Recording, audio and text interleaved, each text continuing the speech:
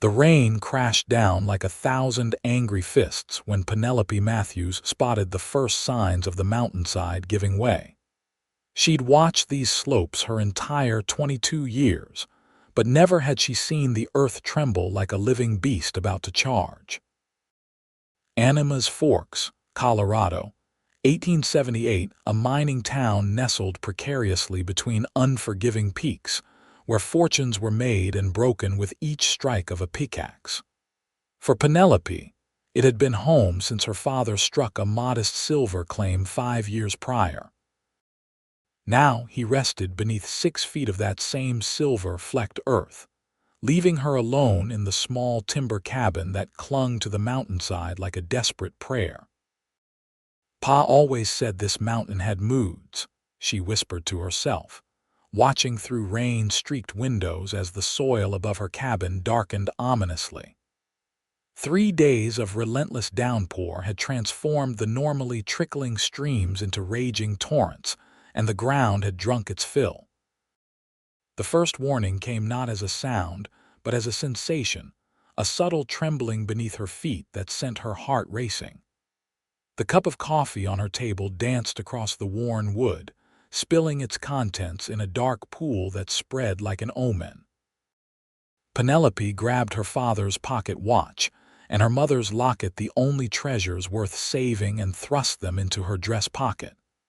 She'd barely reached for the door when she heard it, a deafening roar that made the spring thunderstorm sound like whispers. Outside, the mountainside was in motion. Mud, rocks, and uprooted pines surged downward in a terrible wave. Penelope's scream caught in her throat as she stumbled backward. The cabin's timber walls, sturdy against winter blizzards and summer storms, groaned under the first impact. The front wall buckled inward, admitting a spray of mud and debris. She scrambled toward the rear window as the floor tilted beneath her feet. The small table slid across the room, shattering against the buckling wall. Penelope clawed at the window latch, fingers slipping on the rain-slicked metal. Through the glass, she saw a rider on horseback below her cabin, galloping hard against the storm, a figure she didn't recognize. In Animas Forks, strangers were as common as the ore carts that rattled through town, but few ventured out in such weather. The window finally gave way just as the cabin's foundation surrendered. The entire structure lurched sideways, throwing Penelope against the frame. She pulled herself through, cutting her arm on a jagged edge of glass, and tumbled onto the slick ground outside just as her home tore free of the earth. The mudslide carried everything with it: her bed, her father's tools, the photographs of a family now gone. Penelope scrambled uphill, but the ground beneath her was no longer solid. Her legs sank into the mire, and when she tried to pull free, she found herself being dragged downward. "Hold on!" a voice shouted over the storm's fury. The rider she'd spotted had changed course, driving his horse directly toward the edge of the slide.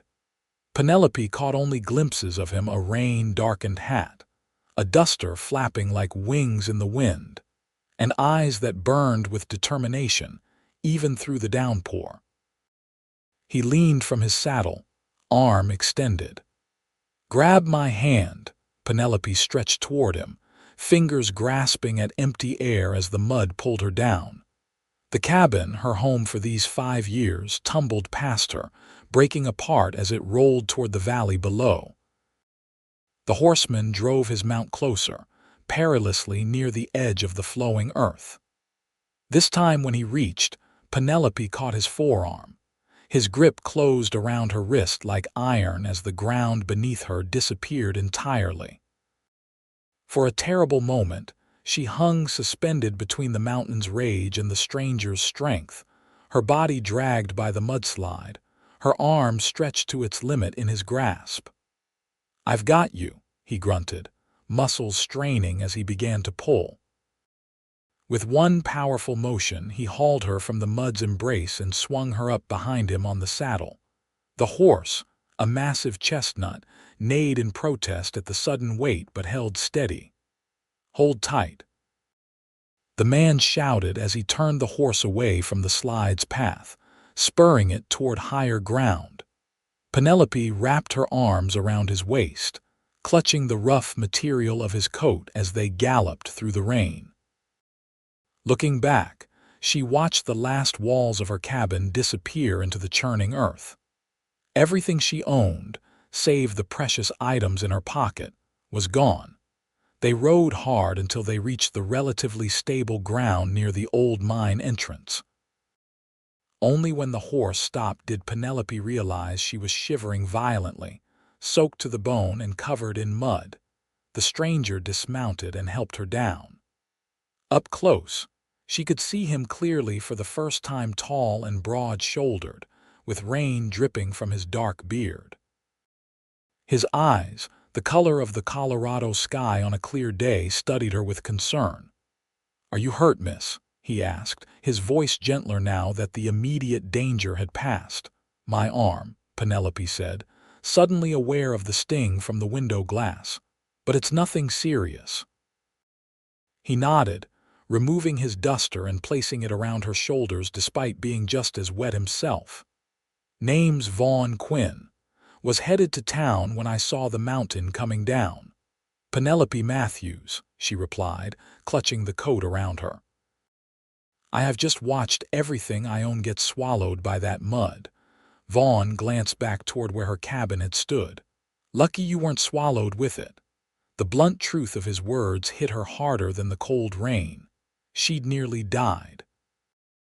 Without this stranger's intervention, she would have been buried alongside her possessions, another victim of the mountain's unpredictable fury. "Thank you," she whispered, the words woefully inadequate. He nodded once, adjusting his hat. "We need to get you someplace dry." "Town's the nearest option, but those lower trails might be washed out now." "The Miller place," Penelope suggested, thinking of her nearest neighbors. "It's about a mile east on higher ground." Vaughn studied the landscape, eyes narrowing against the rain. "Can you ride that far?" Penelope straightened her spine, pushing aside shock and exhaustion. "I can." He helped her back onto the horse, then mounted behind her this time, one arm securing her while the other held the reins. The warmth of him against her back was the only comfort in a world turned suddenly hostile. As they rode toward the Miller homestead, Penelope couldn't stop her tears from mingling with the rain. Everything gone in the space of minutes. The carefully built life her father had left her, erased by mud and water. "I don't mean to pry," Vaughn said after several minutes of silence, "but were you living up there alone?" "Since Pa died last winter," she answered. "Mining accident. He left me the cabin and his claim. Tough country for a woman alone." There was no judgment in his tone, just a simple acknowledgement of reality. Penelope found herself strangely grateful for the lack of pity. "It's the only home I've known since I was 17, she said. "When Pa found silver, we came west from Missouri. He taught me to shoot, to ride, to recognize good ore, said a woman should know how to survive on her own." "Wise man," Vaughn commented. "Still, some things you can't fight alone, like a mountain deciding to move." The Miller's homestead appeared through the curtain of rain, a sturdy two-story house with lamplight glowing in the windows. As they approached, the front door opened, and Elijah Miller stepped onto the porch, shotgun in hand. "Who goes there?" he called, squinting into the downpour. "It's Penelope Matthews, Mr. Miller," she called back. "My cabin's gone in the slide." The shotgun lowered immediately. "Lord have mercy. Martha," he shouted back into the house, "put water on and find some dry clothes. The Matthews girls lost everything." Within moments, Penelope found herself ushered into the warmth of the Miller's kitchen, wrapped in a quilt with a cup of hot tea in her trembling hands.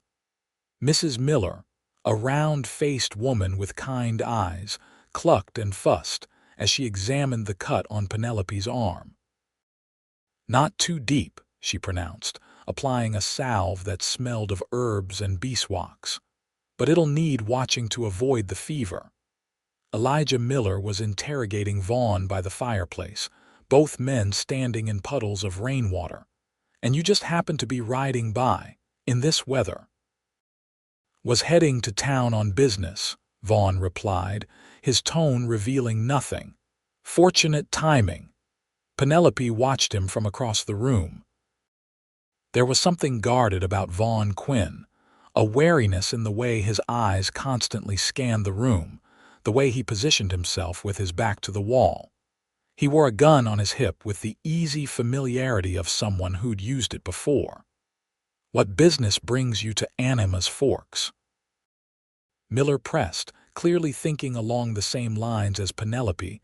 Vaughn removed his hat, running a hand through dark hair streaked with rainwater. Looking for work. Heard the Silver Queen mine was hiring. They are, Miller confirmed, though his expression remained suspicious.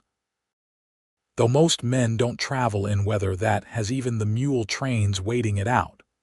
A ghost of a smile touched Vaughn's lips. Never been accused of patience, Mr. Miller. Mrs. Miller interrupted their conversation, pressing a cup of coffee into Vaughn's hands. You saved our Penelope, and that's what matters today. You're welcome to wait out this storm here. Later, dressed in borrowed clothes that hung loose on her frame, Penelope stood at the window watching the rain continue its assault on the valley. The Millers had insisted she take their daughter's old room, Lucy being married, and move to Denver these 3 years past. A soft knock at the door pulled her from her thoughts. Mrs. Miller entered, carrying a brush and a small jar. Thought you might want to do something with that hair before supper, she said kindly, and I've brought more salve for your arm. As the older woman helped her untangle her mud-caked hair, Penelope fought back tears again. I don't know what I'm going to do, Mrs. Miller. Everything's gone. Hush now, Martha Miller said, her hands gentle. You're alive, child. That's what matters. The rest can be rebuilt. With what? Pa's claim is probably buried under half the mountainside now. The Lord provides, Mrs. Miller said with the certainty of one who'd weathered many storms of her own. And sometimes he sends help wearing a dusty hat and riding a chestnut horse. Penelope caught the woman's meaning and felt her cheeks warm despite herself. Mr. Quinn was just passing through. Was all Mrs. Miller said, a knowing smile playing at her lips as she plaited Penelope's hair. Supper's in 10 minutes. That man of yours saved your life. Least you can do is thank him properly with a good meal between you. He's not my man, Penelope protested, but Mrs. Miller had already bustled from the room, leaving her with burning cheeks and thoughts suddenly scattered in directions they had no business going. At supper, Vaughn Quinn was seated directly across from her at the Miller's oak table. He'd clearly washed and borrowed some dry clothes as well, probably Elijah's son's, judging by the slightly short sleeves of the shirt that strained across his broad shoulders. Penelope found herself stealing glances at him throughout the meal. In the warm lamplight, she could see details she'd missed before: a thin scar that bisected his right eyebrow, the slight crinkles at the corners of his eyes that suggested he smiled more often than he frowned, the calloused hands that spoke of hard work. Miss Matthews, he said suddenly, catching her mid-glance, Mr. Miller tells me you've been working your father's claim yourself. Penelope nodded, self-conscious under his direct gaze. Yes.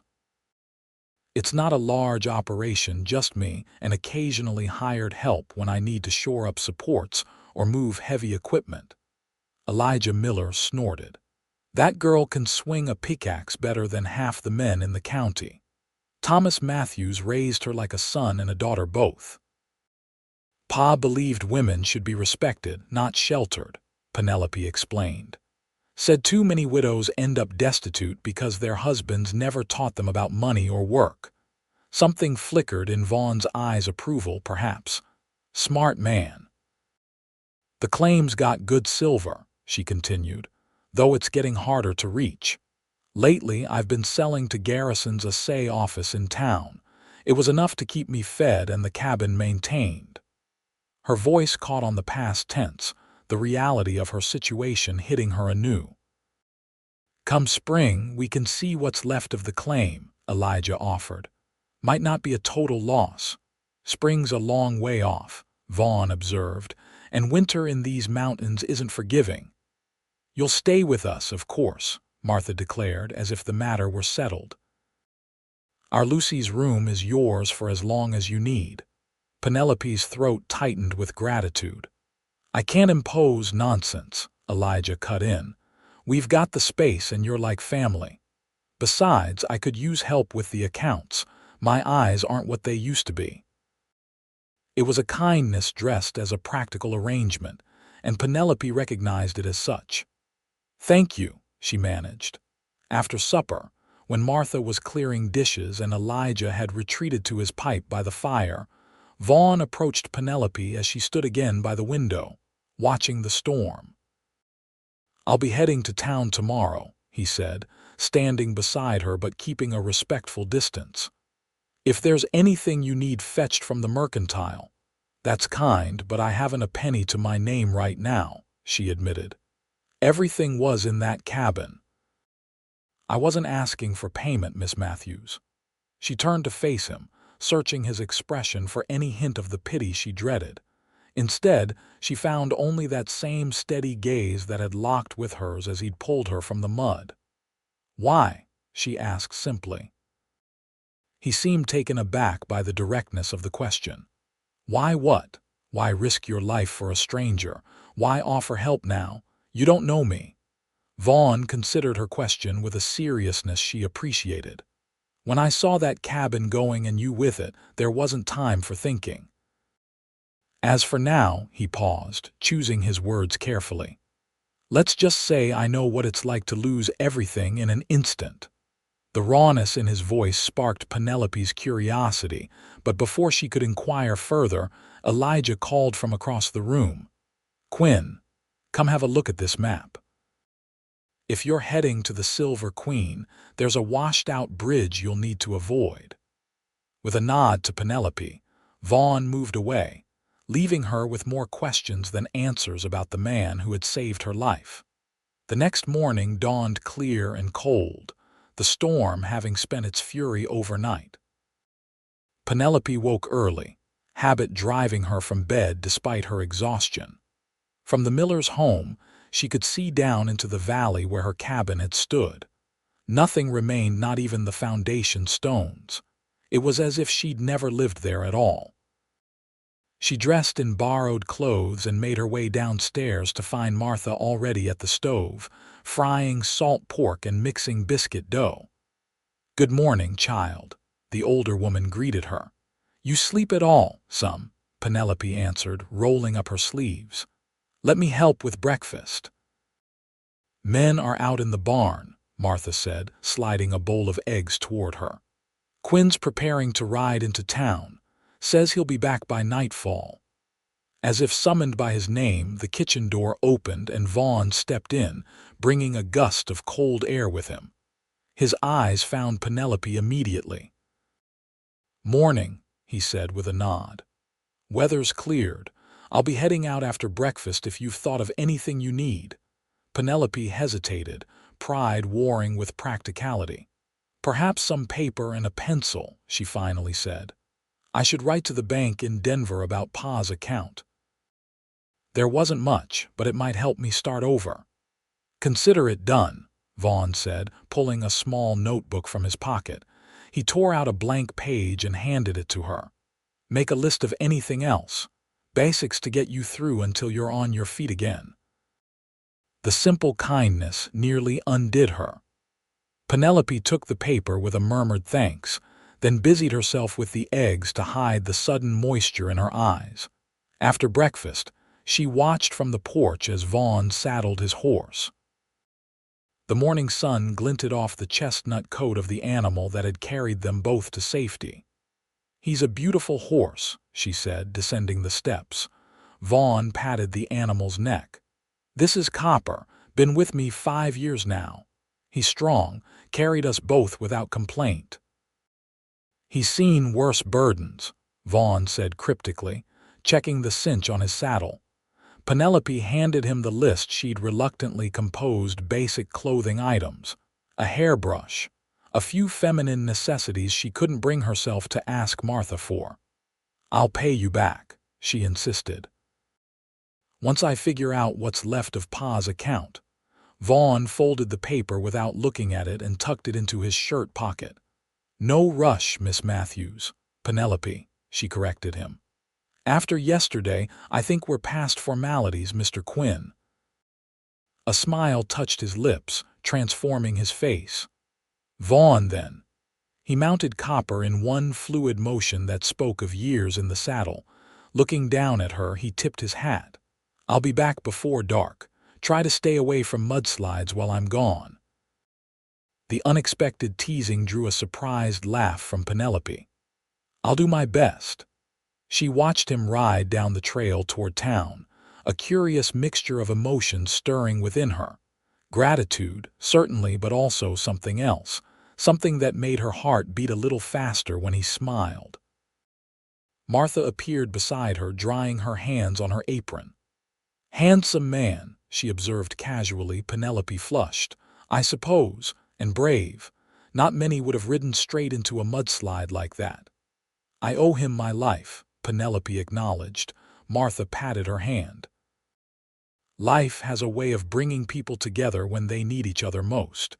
Your Pa would say there's no such thing as coincidence. Pa would say Mr. Quinn was in the right place at the right time, nothing more." "And why was that, do you think?" Martha asked with a knowing smile.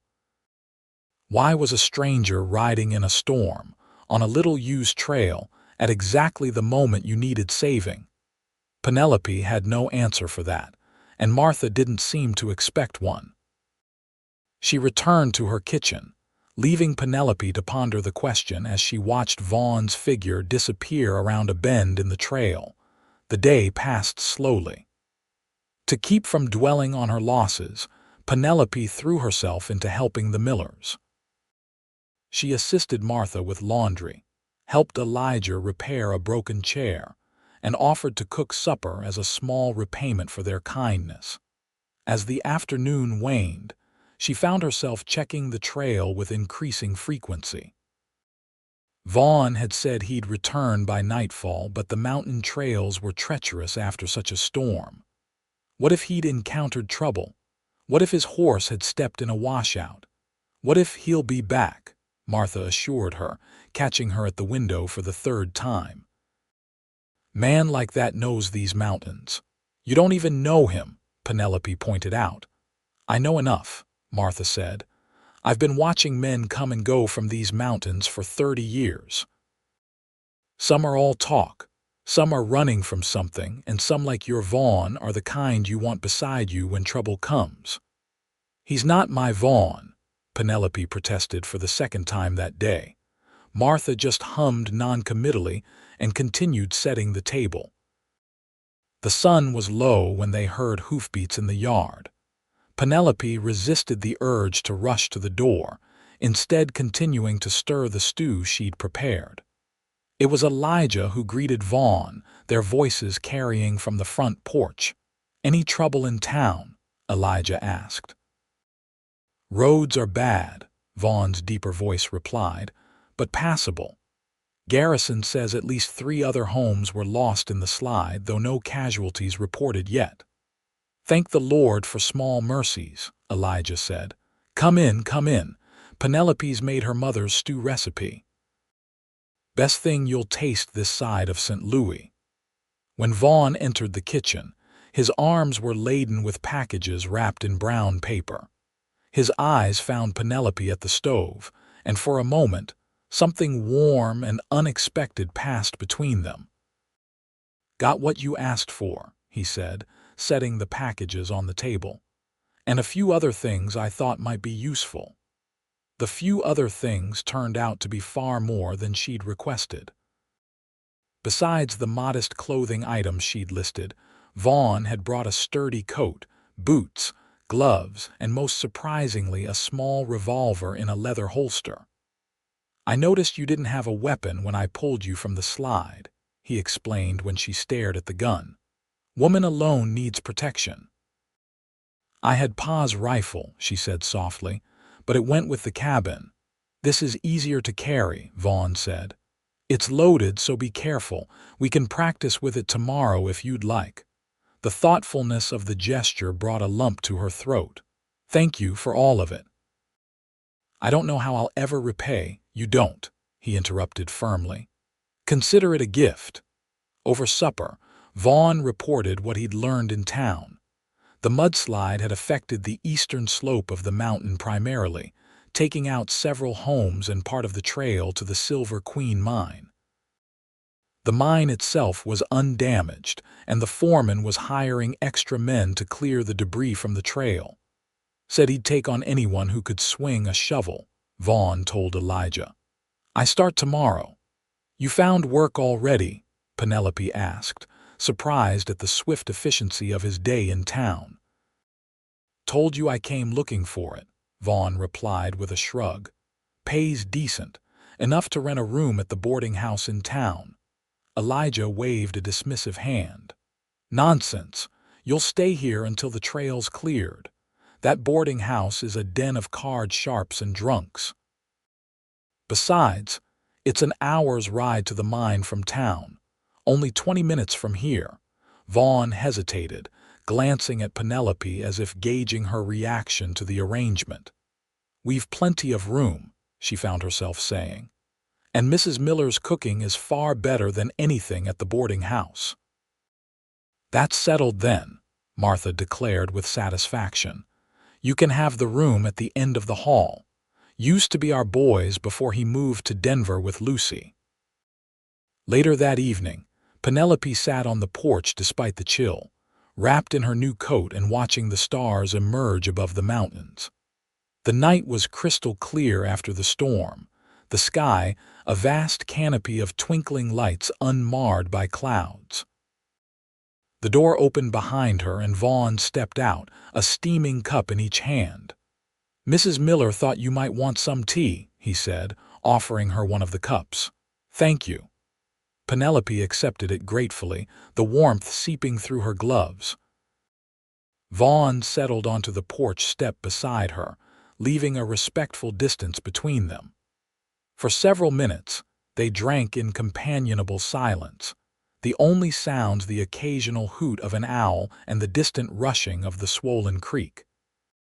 "I've been thinking about your claim," Vaughn finally said. "From what Mr. Miller described, it might not be completely lost.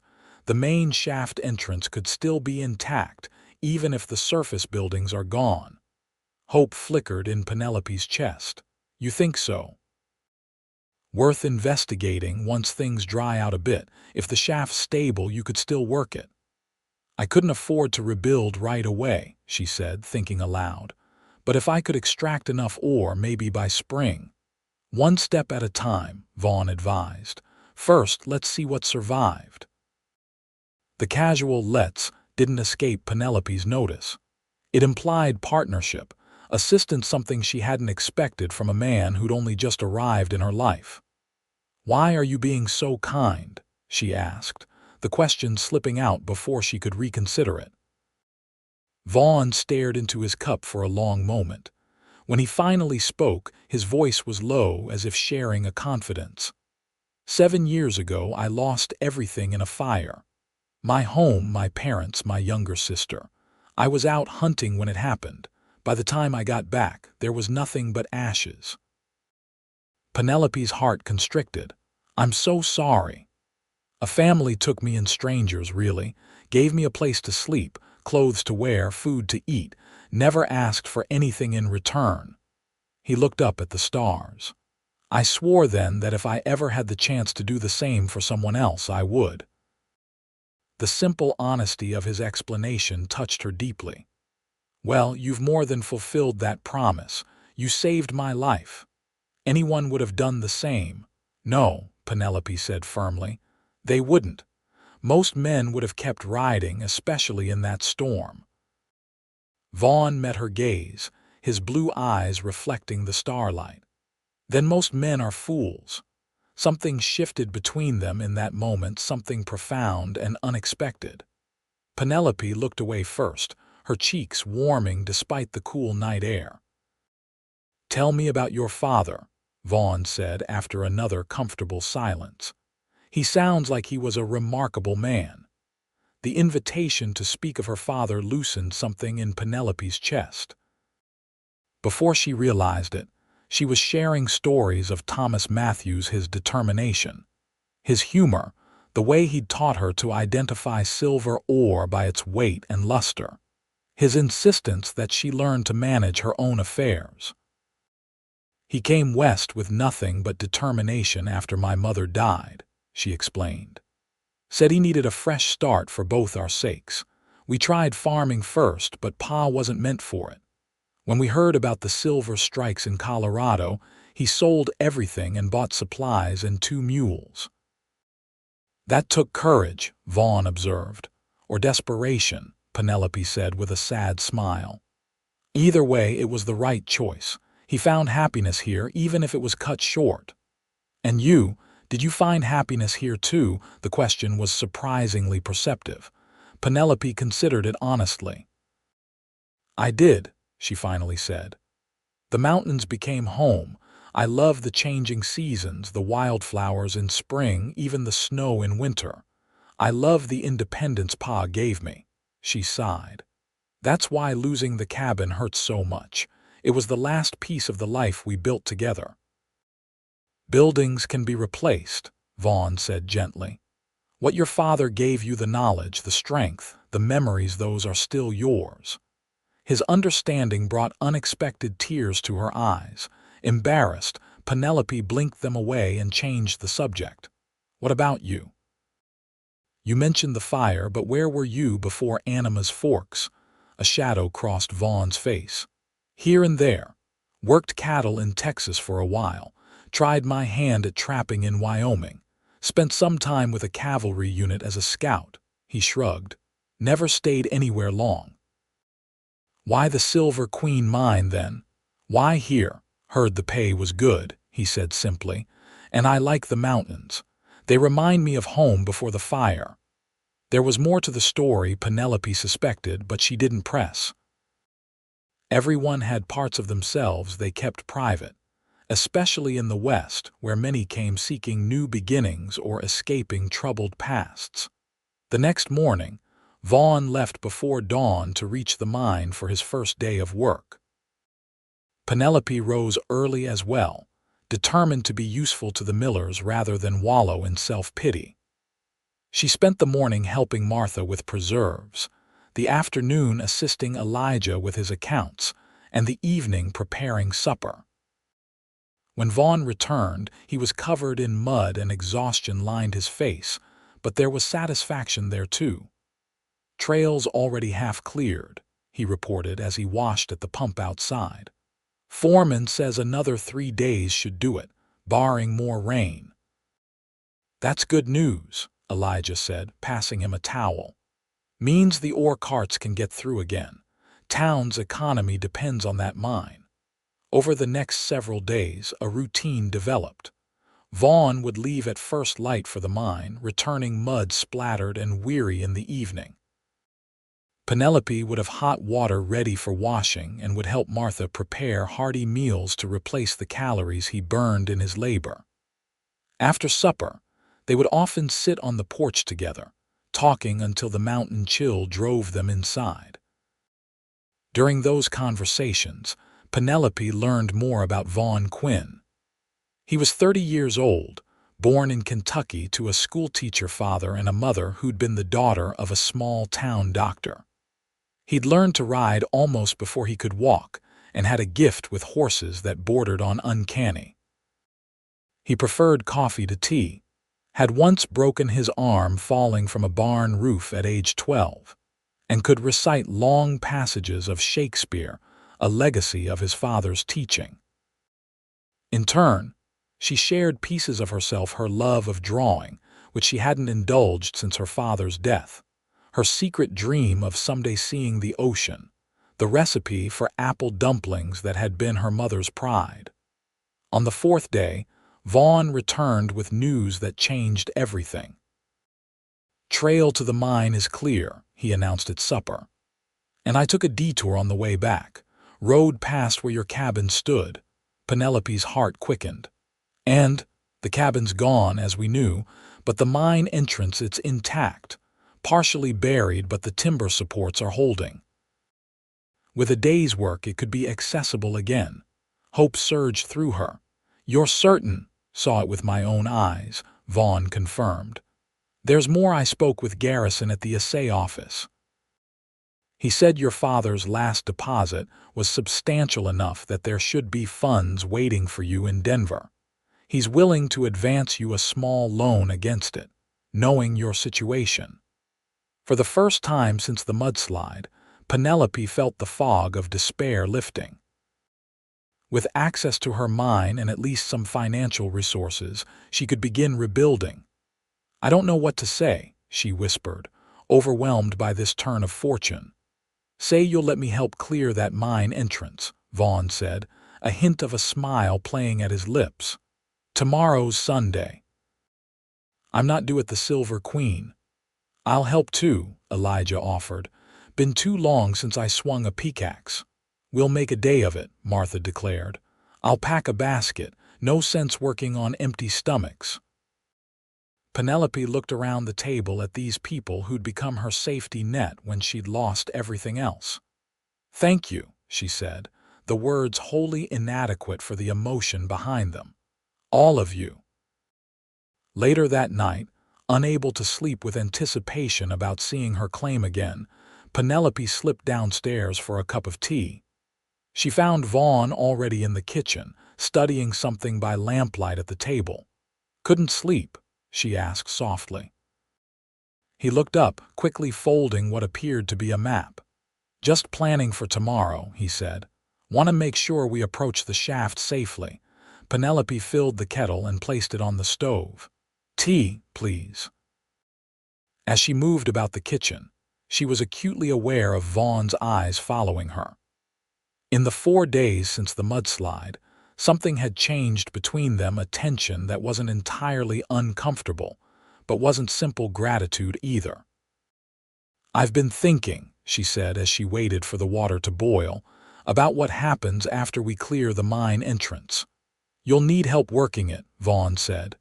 "At least until you can afford to hire someone." Penelope turned to face him. "Are you offering?" "I am." His direct gaze held hers. "The Silver Queen job was always temporary. Clearing the trail is almost done." "I can't pay much," she warned. "Not at first, and the work is hard." "I'm not afraid of hard work, Penelope."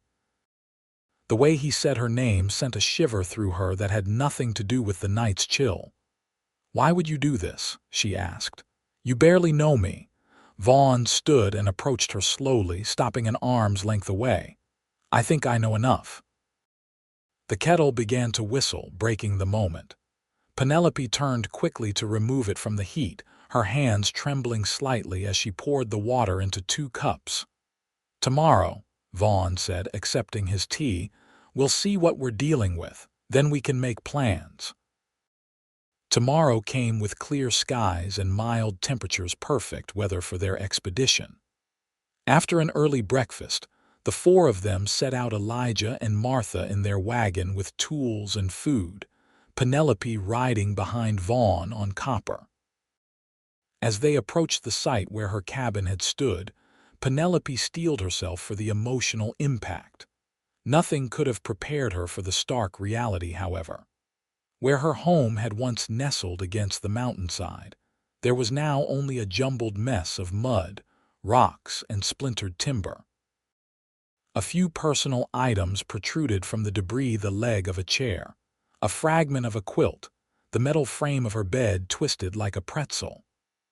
"Oh," she whispered, the single syllable encompassing all her loss. Vaughn reached back and briefly squeezed her hand where it rested at his waist. "Focus on what remains," he said quietly. pointing toward the hillside above. There, partially obscured by fallen trees and mud, was the timber-framed entrance to her father's mine. Though partly buried, the structure appeared remarkably intact. They dismounted, and Elijah pulled the wagon as close as the terrain would allow. Martha immediately began setting up a small camp of sorts, laying out food and boiling water for coffee, while the men assessed the mine entrance. "Structure's sound," Elijah declared after a careful examination. "Thomas built this to last. We'll need to clear that debris and shore up this corner support, but it's far better than I expected." "Could be working again by sundown," Vaughn agreed, already rolling up his sleeves. They worked through the morning, Penelope laboring alongside the men, digging and hauling debris. By midday, they had cleared enough mud and rocks to expose the entrance fully. After Martha's hearty lunch, they set about repairing the damaged support beam and clearing the first 20 feet of the tunnel. "Look," Penelope said excitedly, holding up a chunk of rock streaked with silvery metal. "The vein's still rich. This is exactly where Pa and I left off before the accident." Vaughn examined the ore, nodding appreciatively. "That'll fetch a good price at Garrison's." By late afternoon, they had accomplished what seemed impossible that morning. The mine entrance was clear, the supports reinforced, and a small pile of promising ore sat ready for transport to town. "Your Pa would be proud," Elijah told Penelope as they packed the tools. "You've got his determination." "We couldn't have done this without all of you," she replied, gratitude washing over her anew. "Especially you," she added, turning to Vaughn. He shook his head. "You'd have found a way. You're stronger than you know, Penelope Matthews." As they prepared to leave, Penelope took one last look at the mud-covered area where her cabin had stood. Amidst the destruction, she spotted something gleaming in the late afternoon sun. Curious, she picked her way carefully across the debris field. "Careful," Vaughn called, watching her with concern.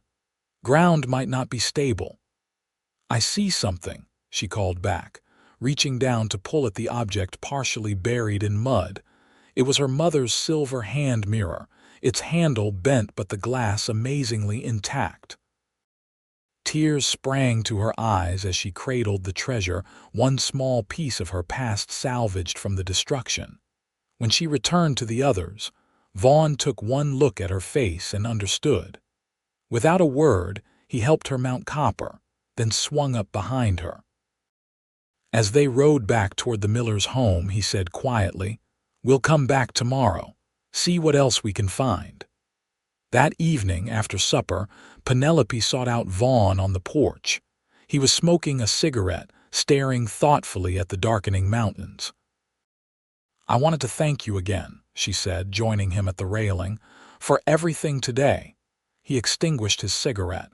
"No need, it was a good day's work." "It was more than that," Penelope insisted. "It was a beginning, a chance to rebuild." Vaughn studied her face in the dim light spilling from the house windows. "Have you thought about where you'll live? Once the mine's producing again?" "I have," she admitted. "There's a clearing about 50 yards from the mine entrance on higher ground."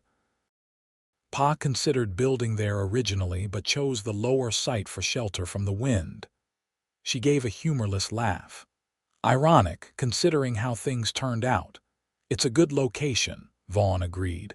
"Defensible, good sight lines, water nearby." "I was thinking more about the morning sun," Penelope said with a small smile, "but yes, those things too." "Force of habit," Vaughn said, a hint of apology in his tone. "Spent too much time in places where those considerations mattered." Curiosity prompted her next question. "Were you a soldier?" "Besides scouting for the cavalry, I mean." A shadow crossed his face. "For a time, during the war. I was too young, really." The war had ended 13 years ago, which meant he must have been barely more than a boy when he fought. Penelope didn't press for details. The conflict had left scars on everyone, whether they'd fought or not. "I was thinking," she said instead, changing the subject, "about your offer to help with the mine. I'd like to accept with one condition." "Name it. A partnership," she said firmly. 70-30 to start, since it's my claim. But a real partnership with your name on the papers." Surprise registered on his face. "Why would you do that? You barely know me." Penelope chose her words carefully. "Because I trust my instincts, because you risked your life for a stranger. Because in 4 days, you've shown me more kindness and respect than most men show in a lifetime." She took a deep breath. "And because I think there's a reason you were on that trail during the storm, whether you believe in such things or not." Vaughn was silent for so long that Penelope began to worry she'd offended him. When he finally spoke, his voice was rough with emotion. "I was heading to the Silver Queen mine because I'd heard they needed men. That was true. But I'd also heard about a woman working a claim alone, a claim with promising silver. I was curious." He met her eyes directly. "I was coming to ask you for work, Penelope. That's why I was on that trail." The revelation stunned her. "You were coming to my cabin," he nodded. "Fate has a strange way of arranging things, doesn't it? I came looking for a job, and instead, you saved my life," she finished for him. "And now I'm offering you a partnership." A smile tugged at his lips. "I'd say we're even, but I think I'm getting the better end of this deal." "Is that a yes?" Penelope asked, her heart suddenly racing. "Yes," Vaughn said simply. "Partners." Over the next 2 weeks they fell into a new routine. Each day they would ride to the mine together, work the claim until late afternoon, then return to the miller's for supper and rest. Vaughn proved to be knowledgeable about mining. He'd worked coal mines in Pennsylvania briefly. He explained, and his strong back and steady hands made the labor progress faster than Penelope could have managed alone. During those days, as they worked side by side in the cool darkness of the mine shaft, their conversations deepened. Penelope found herself sharing thoughts and dreams she'd never voiced aloud, and Vaughn gradually revealed more of his own past the years after the fire, wandering from job to job, place to place, never staying long enough to form attachments. "Why?" she asked one day as they sat eating lunch at the mine entrance. "Why keep moving?" Vaughn was silent for a moment, breaking a biscuit into small pieces. "After losing my family, it seemed safer not to care too much about any place or anyone." The implication hung between them, unspoken but understood. Vaughn Quinn had been running from the possibility of loss for 7 years. "And now," Penelope asked softly, "are you still running?" His blue eyes met hers directly. "No, not anymore." Each evening after supper, they would walk together around the miller's property, planning for the future. Vaughn sketched designs for a simple cabin they could build near the mine, 2 rooms to start, with the possibility of expansion later. Penelope described the garden she would plant come spring, the chickens she hoped to keep. Neither of them stated the obvious, that they were planning not just a business partnership, but a life together. It remained unspoken, hovering between them like a promise waiting to be claimed. On a Saturday, 3 weeks after the mudslide, they made their first significant strike in the mine, a vein of high-grade silver that had remained hidden behind a seemingly ordinary rock face, until Vaughn's pickaxe revealed its gleaming secret. "Thomas was right," Elijah said when they showed him the ore samples that evening. "That claim's got real value." "Garrison will pay top dollar for this quality," Vaughn agreed. "Enough to start building if we're careful with it." "Speaking of building," Martha interjected, "Reverend Hopkins was asking after you both in town today, Elijah.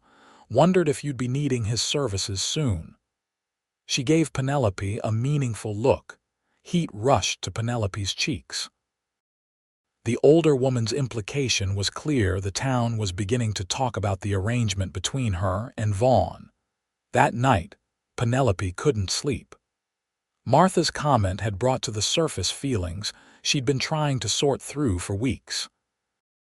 Her relationship with Vaughn had developed with such unexpected speed, yet it felt more solid than anything she'd known before.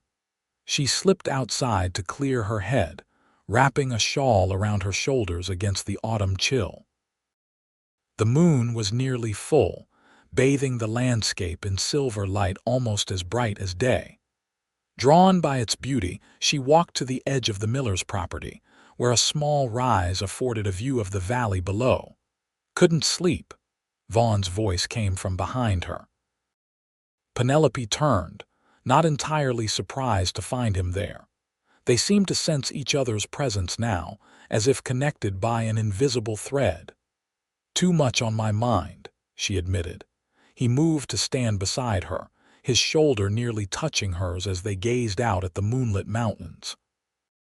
"Martha's comment at supper?" he asked perceptively. Penelope nodded. "People are talking." "People always talk," Vaughn said with a shrug. "It's what they do when there's no newspaper in town." Despite her anxiety, Penelope smiled at his dry humor. "They're not wrong, though, are they, about us?"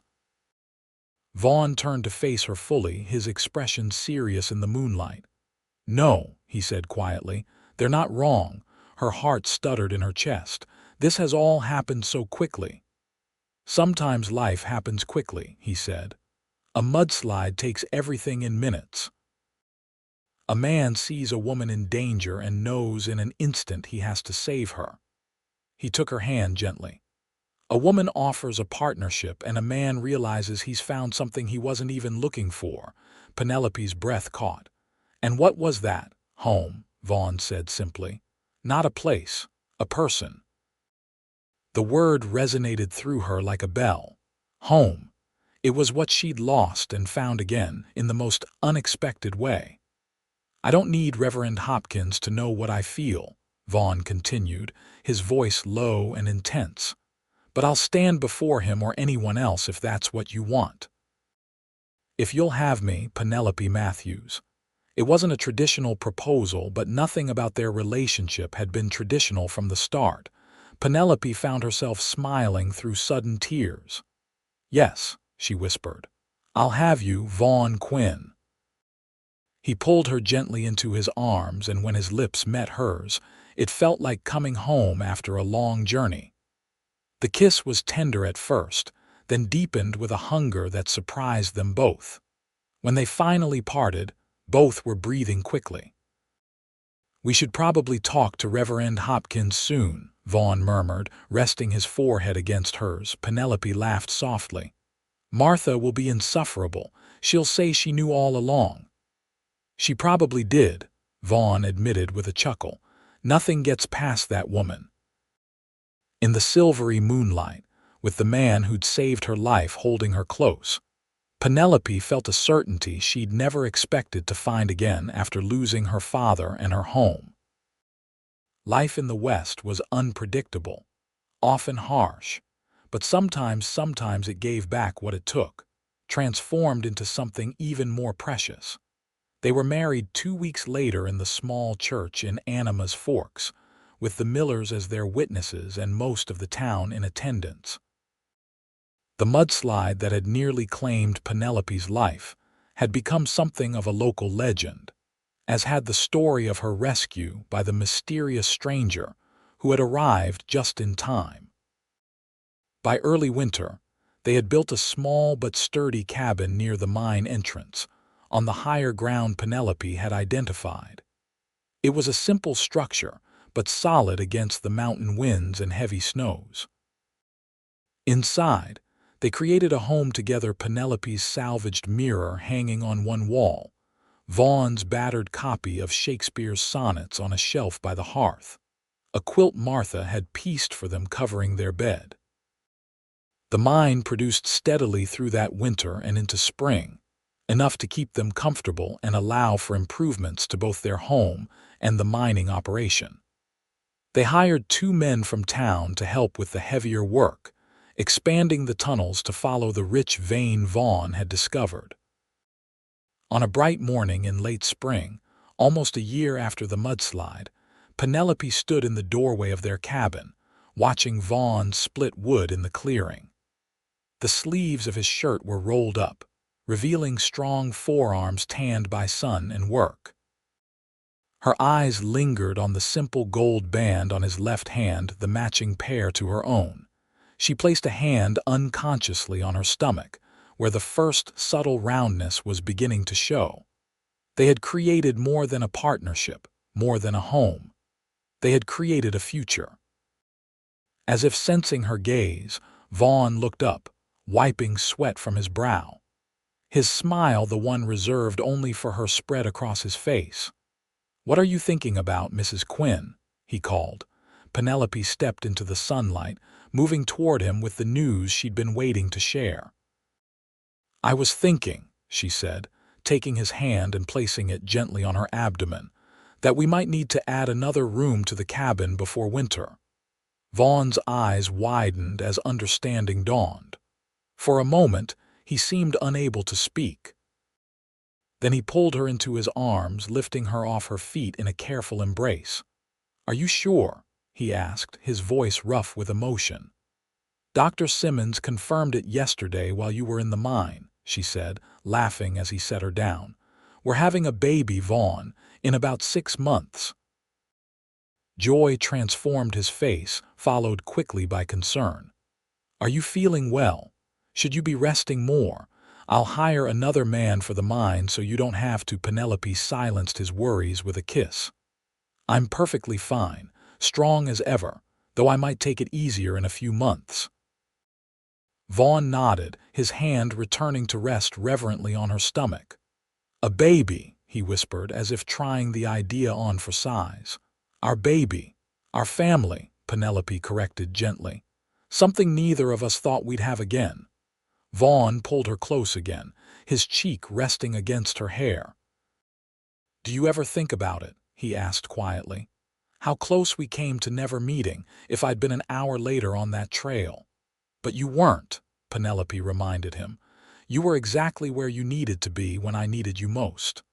"Some would call that fate," Vaughn said.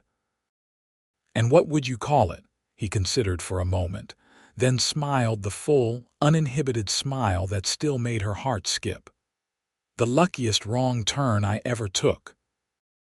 That autumn, as golden aspen leaves carpeted the mountainsides and the first snow dusted the highest peaks, their daughter was born. They named her Hope, for what they had found in each other when all seemed lost. As Vaughn held his newborn daughter for the first time, watching Penelope's tired but radiant face, he understood finally that some losses, however devastating, made way for unexpected blessings. The mudslide that had swept away Penelope's cabin had brought Vaughn Quinn into her life, the man who had grabbed her before she went with it, the man who had helped her rebuild, the man who had become her partner in every sense of the word. Together, they had transformed disaster into opportunity, strangers into family, loss into love. And in the small cabin on the mountainside above Anima's Forks, they found what both had been searching for without knowing it, not just survival, but a life worth living, rich with purpose and possibility. The silver in the mine continued to provide for their needs, but the true treasure, they both knew, was what they had built together: a home, a family, a future woven from threads of chance, courage, and love. 5 years later, they stood together on the porch of their expanded home, now a comfortable 4-room cabin with a proper kitchen, a bedroom for Hope, and a nursery for their 2-year-old son, Thomas, named for Penelope's father. The mine continued to produce, though less abundantly than in those first years. But Vaughn had diversified their interests, purchasing grazing land in the valley where they now raised horses, his true passion, while Penelope managed the mining operation with steady competence. As they watched Hope and Thomas playing in the yard, Vaughn slipped an arm around his wife's waist. "Any regrets?" he asked softly.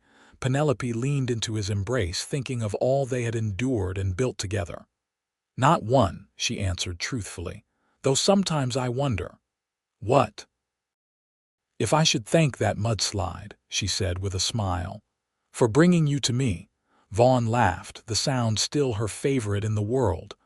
"I prefer to thank whatever made me take that trail in a rainstorm. Stubbornness, most likely." "Fate," Penelope corrected him gently. "It was fate, Vaughn Quinn. And I, for one, am grateful for it."